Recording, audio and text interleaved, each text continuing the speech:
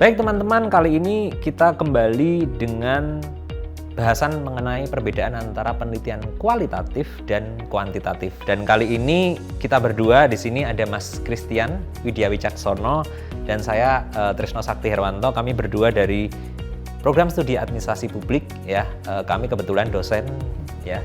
Dosen muda ya, kira-kira seperti itu ya Mas Chris ya. Dan di sini sudah ada 3 pertanyaan yang sering muncul dari para mahasiswa. Kebetulan di channel TikTok saya juga pertanyaan ini sering muncul Mas ya. Kita akan bahas satu persatu. Yang pertama, apa sih Mas perbedaan antara penelitian atau metode kuantitatif dengan kualitatif?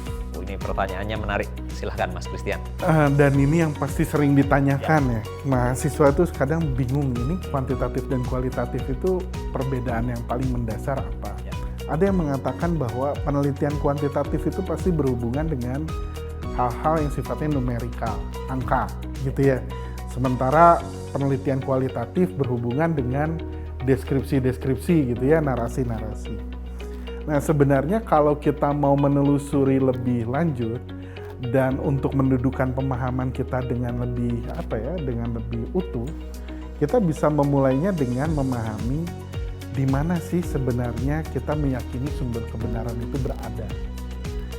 Apakah kebenaran itu ada di dalam sesuatu atau di dalam dunia ini yang kita bisa amati?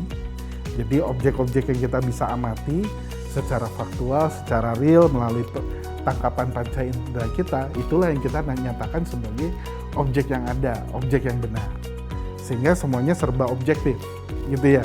Dan ini kan sifat yang dijunjung tinggi oleh mereka yang mengatakan bahwa ya yang namanya ilmu dan ilmuwan itu harus objektif dalam menilai sesuatu. Artinya objektif, sesuatu itu ya tidak hanya bisa dilihat oleh saya, tetapi juga bisa dilihat oleh banyak orang. Sesuatu yang nampak di luar.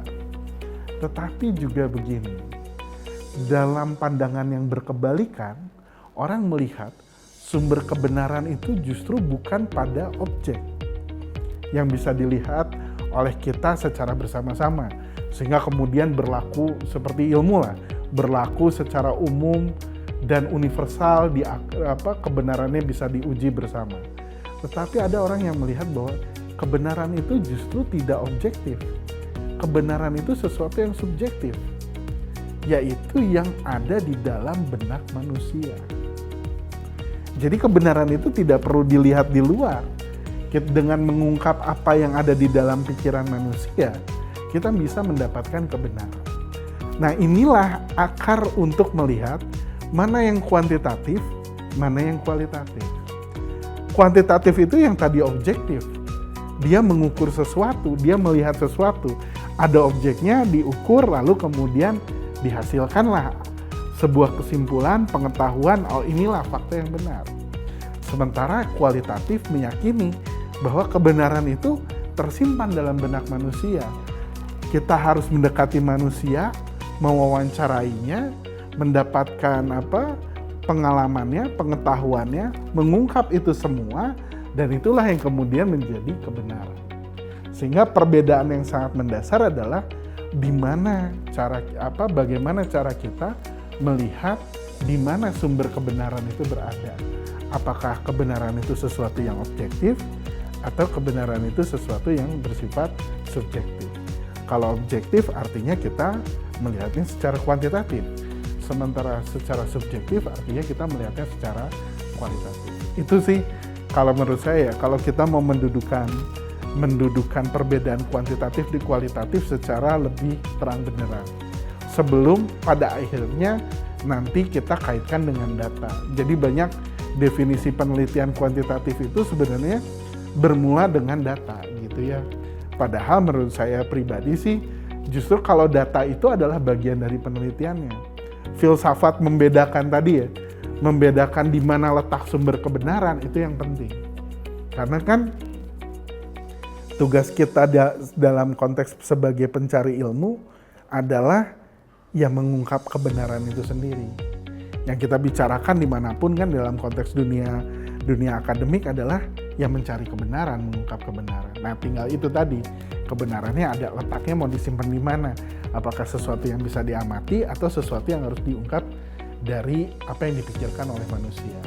Artinya di sini menariknya tadi Mas Kris sudah menjelaskan secara utuh dan mendasar ya, tetapi kalau saya boleh tarik benang merahnya di sini berarti sumber kebenarannya bahwa kuantitatif itu objektivitas ya, dan kemudian pengukuran di situ dan seterusnya. Sementara kualitatif ini percaya bahwa kebenaran itu dari subjektivitas atau pengalaman orang-orang yang ada di sekitar fenomena itu, kira-kira seperti itu. Menarik sekali. Dan sebenarnya kalau secara singkat, kalau saya sering beri informasi atau tips ke para mahasiswa begitu ya, kuantitatif ini pada akhirnya ya sekedar menguji teori ya, teori tertentu diuji ya, apakah kemudian nanti hipotesisnya terpenuhi atau tidak, itu kuantitatif. Sementara kualitatif itu karena tadi ya mengkonstruk dan kemudian melihat pengalaman orang-orang, pada akhirnya dia bisa saja memunculkan teori baru atau melengkapi teori yang sudah ada. Kira-kira mungkin bedanya itu ya. Jadi nah, itu pertanyaan pertama ya, menarik. Dan yang kedua nih Mas Christian, pertanyaan yang juga cukup seru. Sulit mana sih, lebih sulit mana sih, kuantitatif atau kualitatif? Ini banyak sekali mitos juga seputar kesulitan keduanya ini Mas. Silahkan Mas Christian. Ya, saya tidak bisa mengatakan mana yang lebih sulit ya, karena tingkat kesulitannya bisa menjadi bertambah rumit dalam penelitian tertentu gitu ya. Misalnya gini, mungkin kalau riset kita gitu ya untuk level S1 sih saya selalu menyarankan kalau Anda riset tidak perlu variabel kompleks dulu lah. Tidak perlu bivariat atau multivariat, tapi ya cukup saja univariat dulu gitu ya. Satu variabel yang penting untuk menjawab konteks kekinian dan perkembangan ilmunya, ya gunakan teori yang baru. Untuk pendekatan yang kuantitatif gitu ya, gunakan pendekatan teori yang baru. Dan saya perhatikan kan Mas Sakti mendorong mahasiswa untuk melakukan ini gitu ya.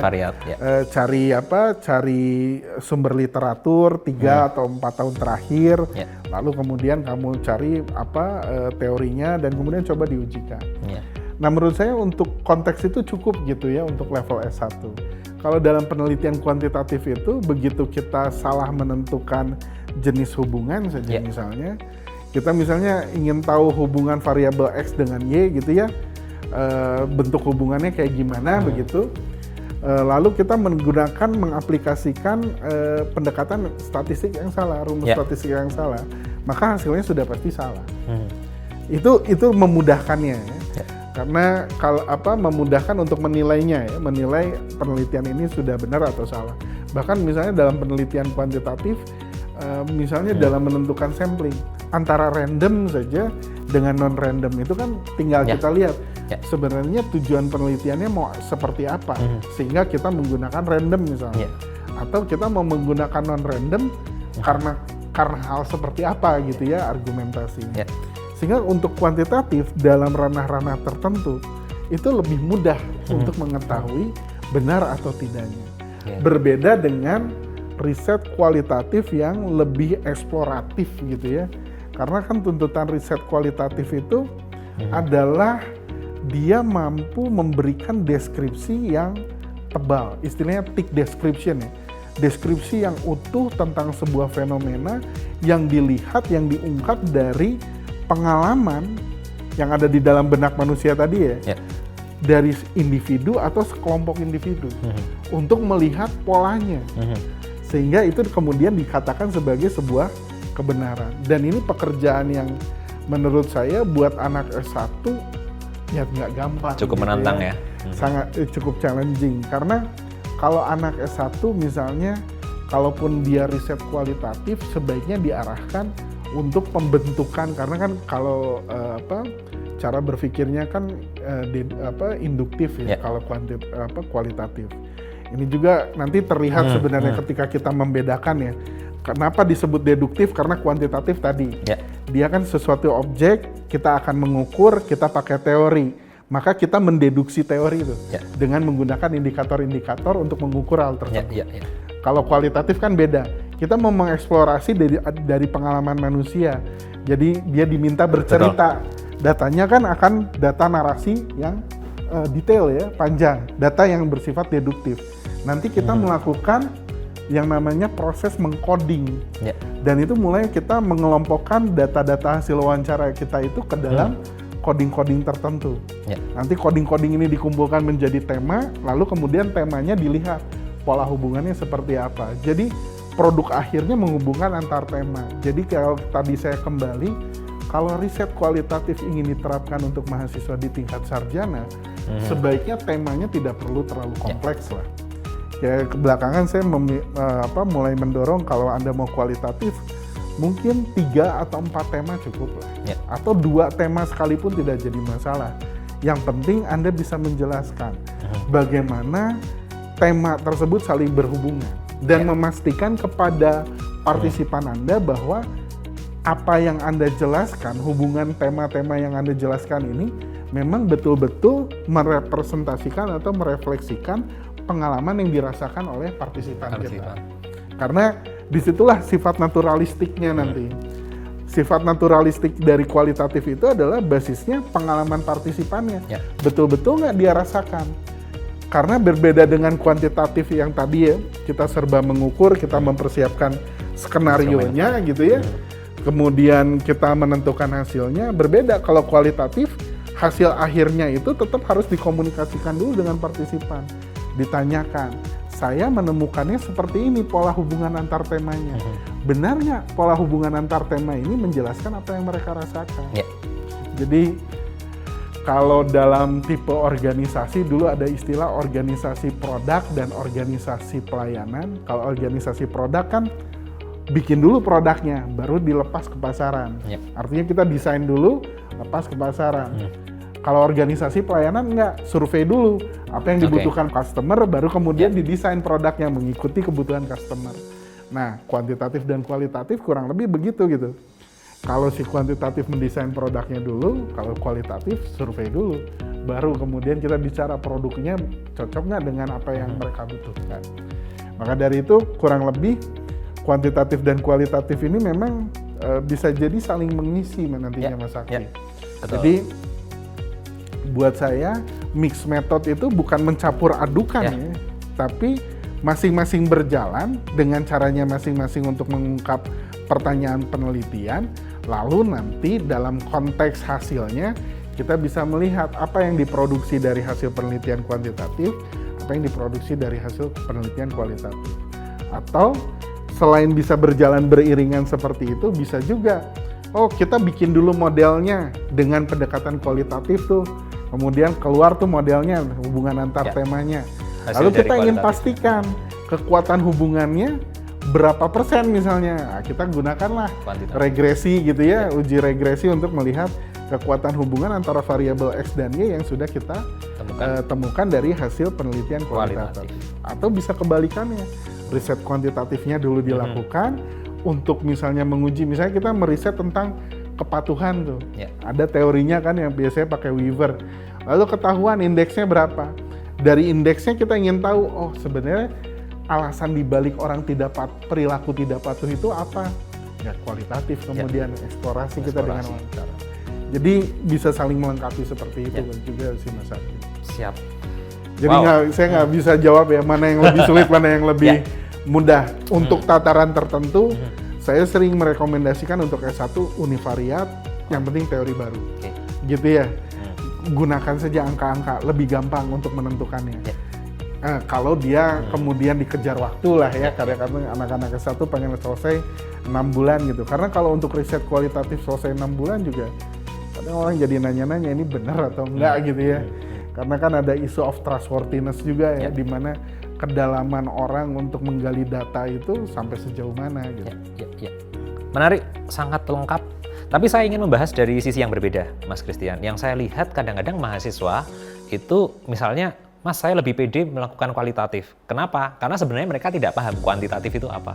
Dan sebaliknya, saya lebih milih kuantitatif. Atau bahkan sebelum pertanyaan penelitiannya muncul, mereka sudah menentukan dulu, saya pengen metode ini ya. Karena apa? Karena nggak paham metode yang lain. Jadi menurut saya sebenarnya dua-duanya itu mudah. Menurut saya, yang jadi masalah apa? Pemahaman teman-teman terhadap dua metode itu tidak utuh. Dan meskipun dua-duanya mudah, pasti di tiap metode ada tantangannya masing-masing. Kalau saya misalnya tadi Mas berbicara soal kuantitatif ya, ini sebenarnya ada pemahaman bahwa ketika instrumen penelitian kita jadi, itu 70% penelitian itu sebenarnya sudah selesai. Ya, artinya apa? Tantangannya justru mendesain instrumennya. Ya, kira-kira seperti itu kalau kuantitatif. Predeterminasinya. Betul. Misalnya. Kalau kualitatif sebaliknya, porsi 70%-nya justru ada di hasil eksplorasi lapangannya, dan dua-duanya punya tantangannya. Nah, itu kira-kira perbedaannya. Jadi menurut saya sih yang mana ya pilihlah dengan konsisten ya, dan lakukanlah dengan konsisten. Nah, dan ini biasanya ya mulainya dari pertanyaan penelitian. Dari pertanyaan penelitiannya. Nah, ini nyambung Mas Kris ke pertanyaan terakhir. Bagaimana sih Mas cara menentukan kita ini sebaiknya menggunakan kuanti atau kualitatif dalam penelitian kita? Ini juga sering sekali muncul. Silahkan. Ya, bicara metode itu kan bicara cara ya. Ya.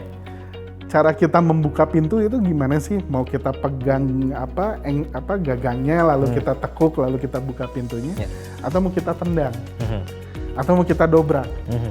Itu kan cara gitu ya. Sekarang tinggal caranya yang tepat yang mana. Nah, menentukan tepat atau tidaknya cara tadi, pertanyaan penelitiannya apa? Kalau pertanyaan penelitiannya, kayak misalnya begini ya, ini saya cerita tentang disertasi saya. Saya meneliti tentang evaluasi lembaga non-struktural. Orang kan kalau melihat kata evaluasi, ada teorinya. Teori evaluasi itu udah variabel, sesuatu yang terukur. Dan istilah variabel hanya ada dalam kuantitatif ya. Jadi ini jangan juga, seringkali orang bingung, di dalam kualitatif ada variabel nggak? Nggak ada. Yang ada variabel itu adalah hanya di dalam kuantitatif. Variabel itu kan konsep yang memiliki variasi nilai numerik. Nilai numerik itu nilai angka. Dia hanya ada di dalam kuantitatif. Nah gini, sekarang tinggal kita tadi kembali ke pertanyaan penelitian. Pertanyaan penelitian kita ini karakteristiknya kayak gimana? Tadi ya, evaluasi itu variabel atau bukan? Kalau dilihat dia sebagai variabel, ya maka kita akan menjadi penelitian kuantitatif tuh. Nah, saya melihatnya gini. Kalau pada saat itu ya, saya kan harus mencari angle di mana penelitian saya ini mendatangkan kebaruan ya dalam konteks pengetahuan. Kan ada istilah novelty ya dalam riset. Apalagi ini riset untuk disertasi lah, level S3 gitu kan. Kebaruannya gini, kalau saya tetap berpegang dengan model evaluasi dengan pendekatan kuantitatif lalu terjebak lagi dengan teori-teori yang sudah pernah dilakukan dalam proses evaluasi lembaga non-struktural itu sendiri, maka hasil penelitian saya mungkin bisa jadi ada sesuatu yang baru, tetapi masih mengulang-ulang cara yang sama. Evaluasi bisa dilihat secara kualitatif. Evaluasi bisa dilihat sebagai pengalaman sejumlah orang pada saat evaluasi itu sedang berlangsung. Artinya apa?